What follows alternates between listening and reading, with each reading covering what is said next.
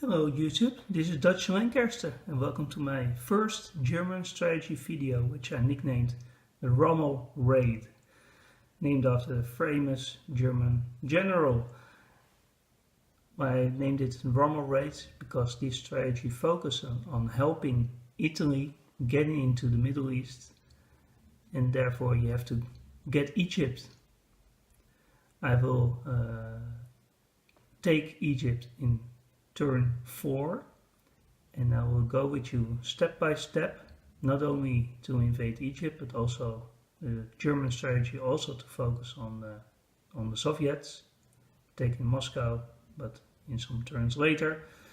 I will don't do any dice rolls on camera, since it will simply take too much time, especially after 4 turns, but after each round, I will just tell you how the Italian forces went in comparison with the Germans, and also the Allied forces, what they bought, how did they do, and what were the end results.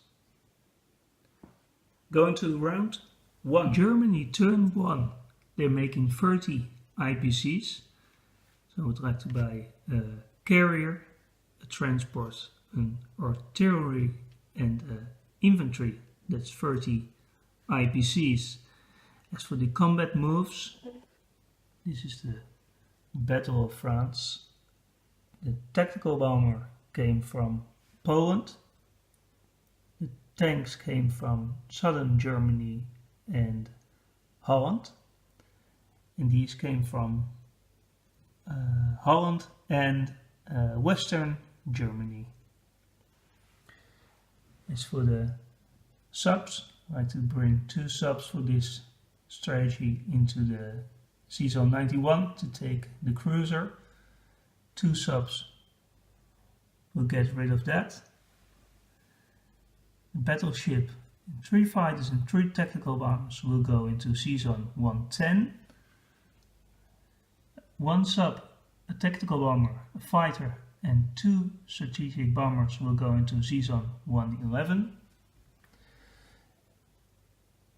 And I'm taking Yugoslavia with force.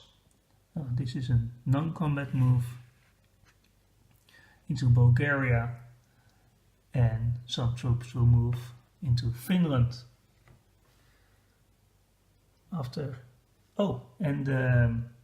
Southern France, there's 1 tank coming from southern Germany, and the fighter is coming from Romania, which will land in northern Italy, and the 2 mechanical infantry were coming from western Germany.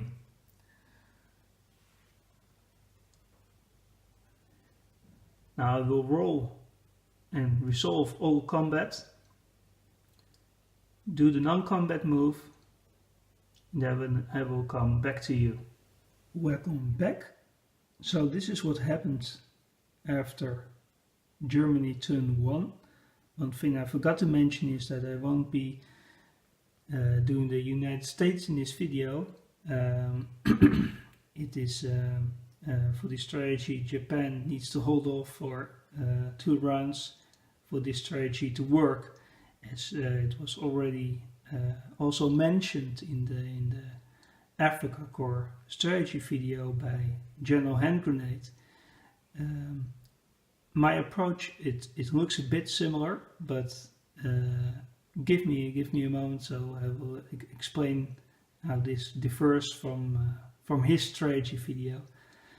So the cruiser, we got him.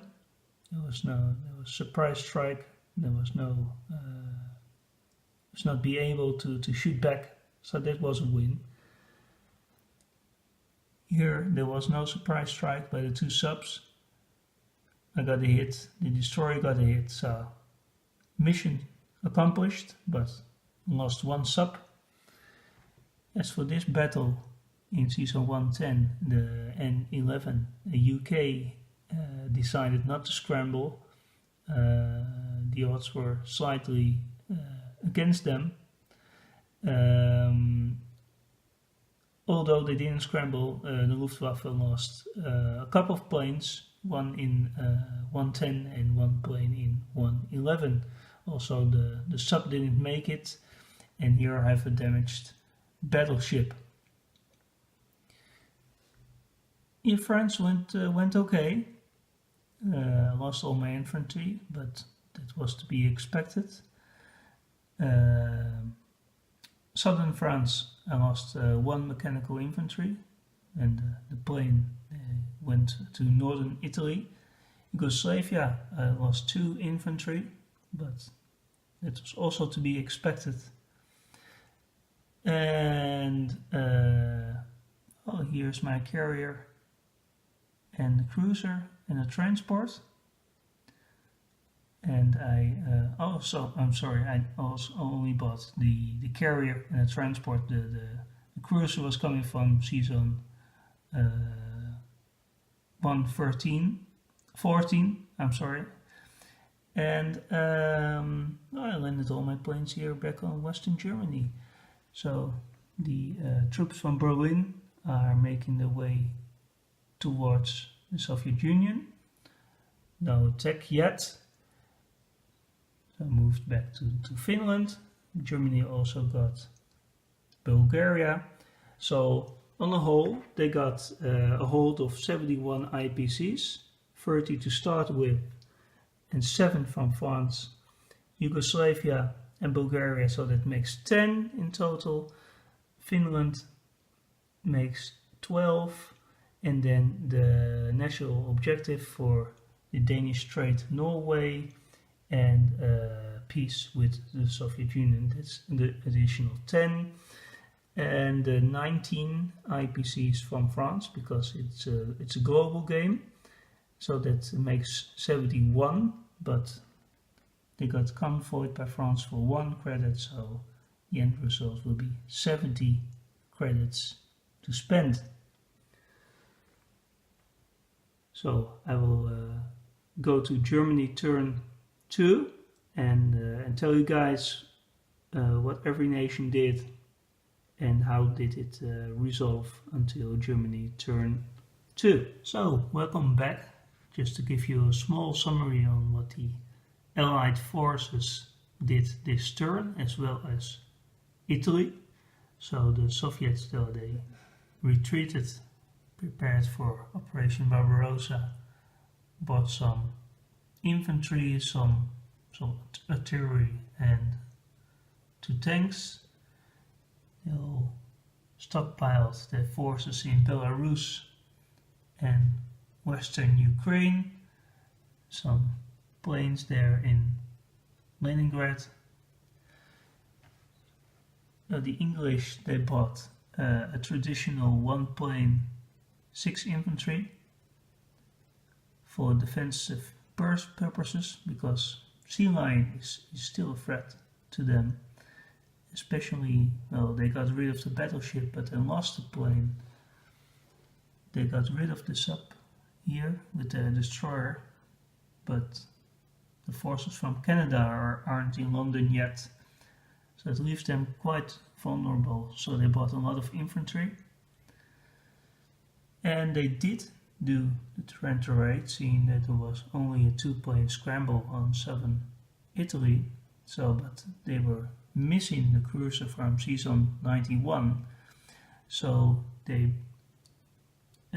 bring a destroyer and a fighter to get rid of the destroyer and transport from the Italians in season 96, and but still it was enough for them to do the Trento. The Italians didn't scramble because I have another strategy for them, but this will easily be mopped up by the Luftwaffe.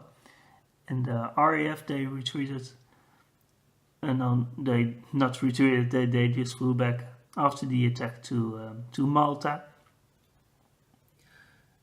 Italy,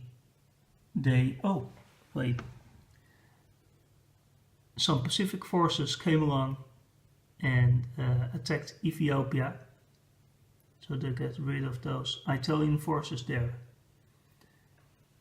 and they moved the destroyer to sea zone 81. Moved up the infantry. So what the Italians did, well, they took Kenya,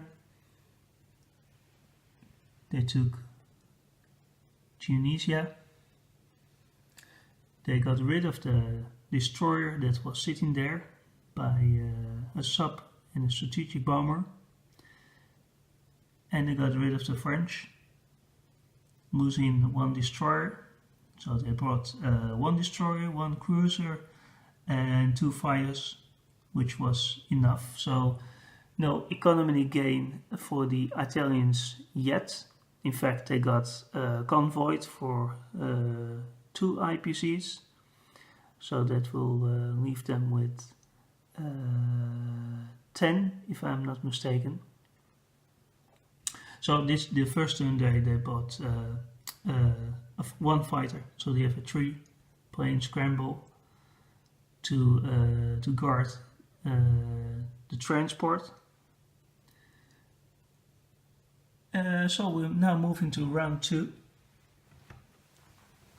Germany has a lot to buy, so this is what they bought. They bought a cruiser, a transport and an infantry in southern France, a strategic bomber and a submarine in western Germany and in sea zone 112.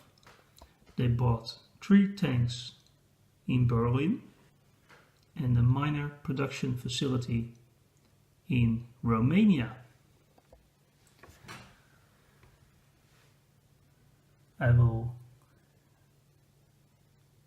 do the attack moves, see what I'm doing, and I'll get back to you. Welcome back. So these are my attacks for Germany turn 2. Normandy will be attacked with some remainder of the troops from France, accompanied with a tactical bomber and a fighter from home Belgium.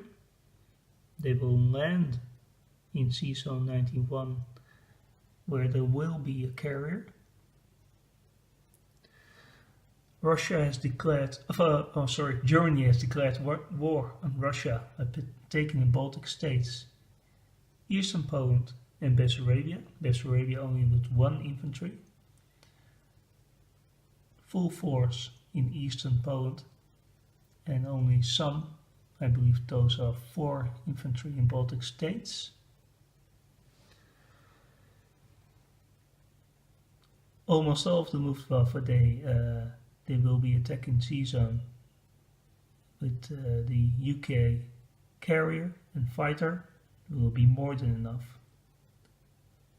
They had no other plans with them, so they will be landing on different locations.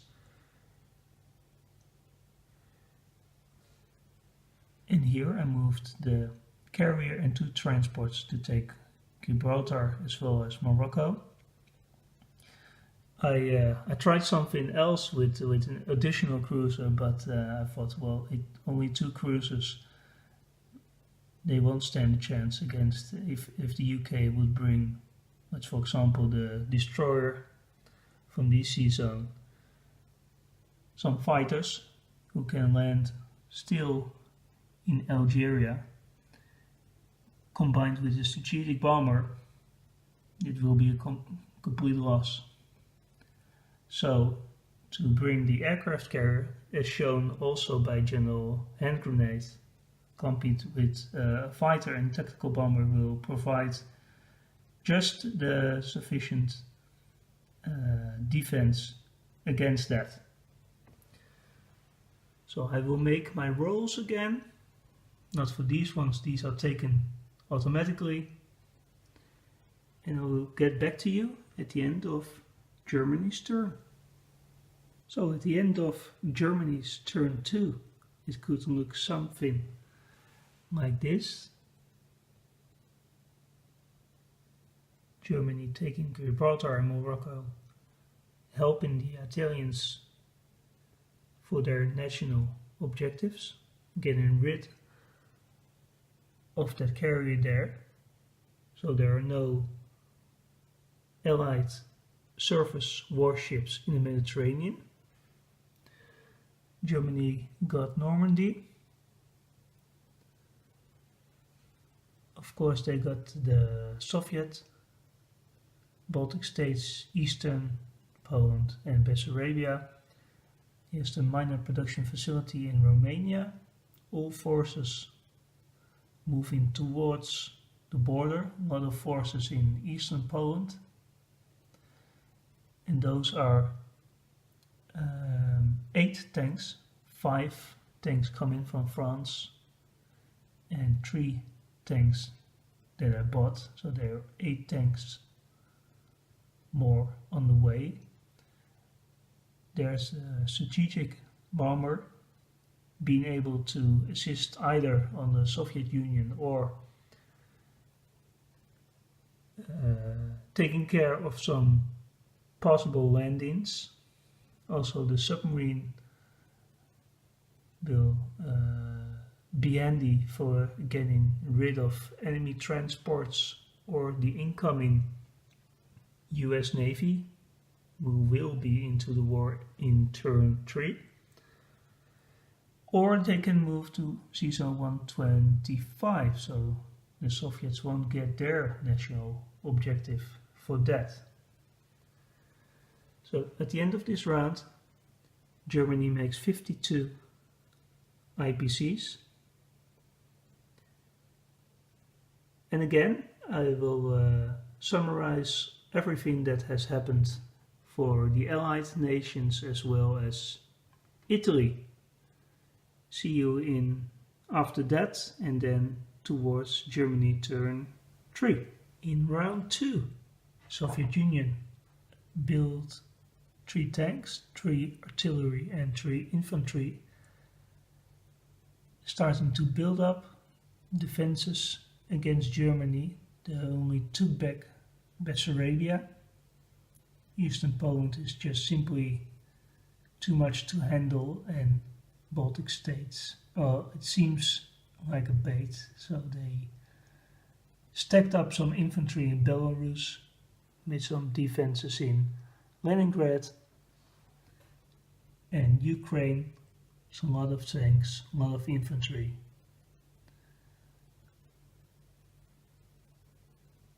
So, next round it will be the clash between the Titans. UK, they bought some reinforcements, they brought some troops from Canada, although it's not feasible to build a transport here because of the German subs with the harbor at Gibraltar. They could move 3 spaces all the way to New Brunswick. So that's not an option yet till the Americans come, but it's still at the end of turn 2. So now the Germans have to move into the Med, which they will. UK, they got rid of the Italian sub with a destroyer, but then the destroyer was taken again by the Italians. They got rid of the infantry at Kenya, and they bought some tanks in South Africa to move towards Egypt. They moved the infantry to from Eastern Persia to Persia and gained 2 infantry. So that was basically their move. So they're making quite some money. I believe it's something like 35 IPCs with the national objective, which now has been taken again by the Italians, because the Italians have not only the Mediterranean free of enemy war vessels, they also have 3 ports, and they have all of northern Africa.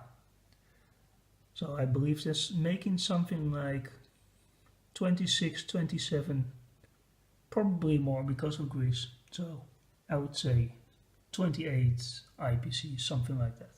which is not bad at all. So, off to Germany, round 3. It's turn 3 for the Germans. So they had 52 IPCs. So they bought 5 tanks.